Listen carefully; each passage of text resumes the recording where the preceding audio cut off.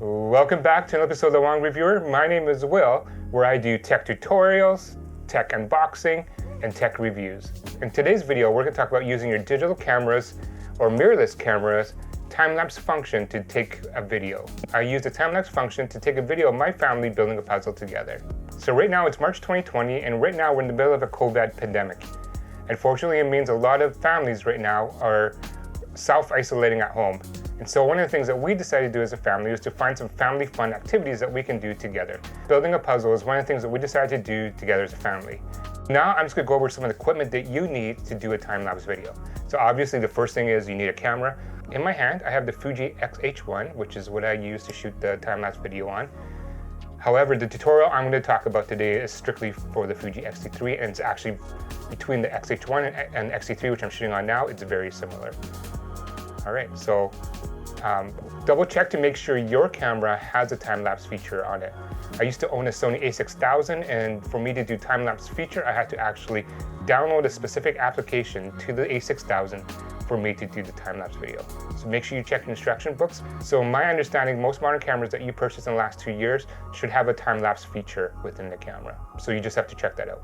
So the second thing you need to do is charge your batteries, or if you have multiple batteries, charge 2 or 3 of them. The second piece of equipment that you need is batteries. Make sure you have fully charged batteries for your camera. When you're shooting a time-lapse video, it's going to be spread out over multiple hours. As a Fuji photographer, I'm very cognizant of the fact that these Fuji batteries deplete very quickly. So I charge 2 or 3 of these ready to go.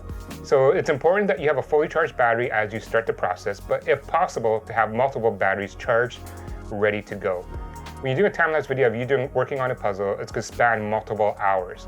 You don't want to have to stop the progress of your puzzle, take out the battery, charge it for 3 or 4 hours, which means you can't work on the puzzle during that period of time, and then pop the battery back in and then start again. Someone who does quite a bit of puzzles, you lose that momentum and then you stop caring about it eventually. So it's important to make sure you have some batteries ready to go. So when the battery dies, you're ready to pop it in and then continue with your puzzle and not to have that pause in your progress. This is actually the second video I did using a time-lapse video. My first time, I actually made the mistake of not clearing off my SD card. I was doing a time-lapse video of my son building his Lego Millennium Falcon that he received for Christmas. And quarter way through, as he was building it, the SD card became full and I didn't even realize it and I wasn't paying attention.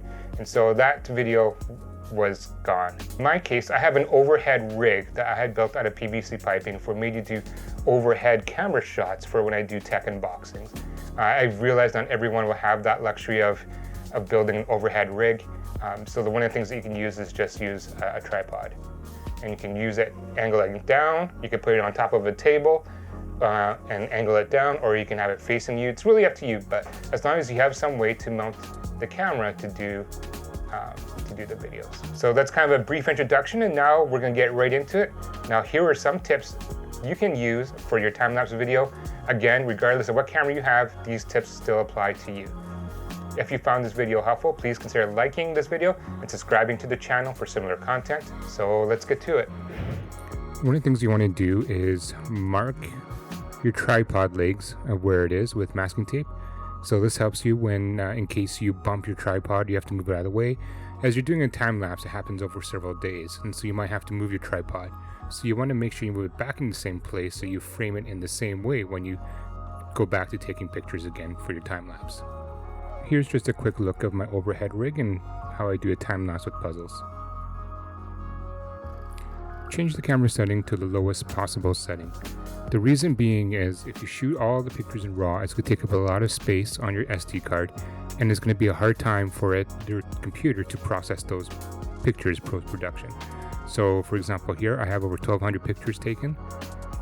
If I look at the file here, it's 13.6 gigabytes of pictures versus if I shoot in just normal JPEG is only 1.61 gigabytes, which was easier for the post-production. So here on the Fuji X-T3, I just changed the image quality from fine and raw to just normal. So next I'm going to talk about the shutter and ISO. So as an example here is when you're doing a time-lapse video, you're shooting it over a course of a period of time. In this case, I was shooting a puzzle in front of a window. and you can see that it gets darker as the day goes on, as there's less light coming in. So if you leave it on auto, it'll automatically compensate for that. In the sample clip, I had the shutter and ISO locked in, and you can see as the day progresses, the picture gets darker and darker and darker.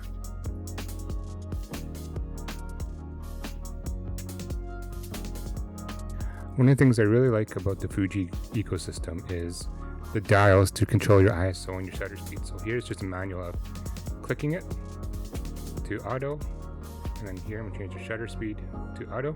So this guarantees that the pictures I take throughout the day will be a consistent exposure. So the next tip is to turn off autofocus. So here I have it on autofocus, and as I move my hand closer, if you look at the Ravensburger Puzzle title, it blurs out. So I'm going to do it again, and you can see how it blurs out the title. So when doing a time lapse, especially if we're working on a puzzle, we don't want our hands to get in the way and blurring out the picture. So on the Fuji X-T3, I just go to the front, switch it to manual focus. And now I'm going to manually adjust the lens. It's focused by wire. I'm going to focus it so that the title is clear or crisp. Alright, so now as I do the examples, I move my hand in and out of the frame. You can see the Ravensburger Puzzle title stays in focus all the time. So it's great when you're doing a time lapse of a puzzle, then the puzzle itself doesn't get blurred out by actions. Now I'm going to do the time lapse setting on X-T3 and X-H1. It's exactly the same. So scroll down for interval timer shooting. Here you can choose how long you take between the pictures. So in this case, I'm going to choose to do seconds versus minutes. So I'm going to set to 20 seconds. And then number of times, you can choose 1, 2, 3 or infinity. That means you turn it off yourself. And then here you can delay the start of actually taking it, but here as it's 000, which means it starts right away. So as I click it, it takes the first picture. Now it starts counting down. And then it turns itself off. It's a power saving method for the camera. It turns off the LCD, not the camera itself. And then within 5 seconds of taking a picture, it turns back on, counts down, takes the picture like it did there, and then it proceeds to do the countdown process again. And this will continue until you tell it to stop, because I have it set on infinity mode. And then the process keeps continuing. Now I'm going to show you a finished product of a time-lapse video that I did with my family with the puzzle that you see on the screen here. So this is just a picture of the rig that I set up. And you can see the masking tape marking it, and my son working on the puzzle. So I hope you enjoy it.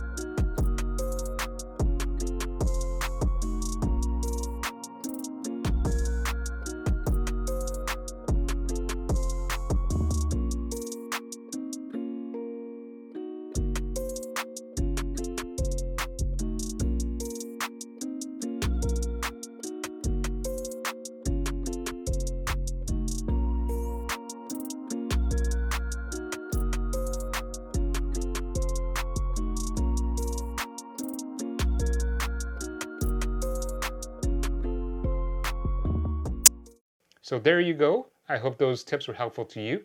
If you have any questions or comments, please leave it in the comment box below. I will get back to you. And I hope that this kind of inspires you to build a puzzle with your family and work with your family on this. I know I enjoyed the process. It was kind of neat to do this together and also to share the video with family and friends after the fact. As mentioned earlier in the video, we are in the middle of a COVID crisis.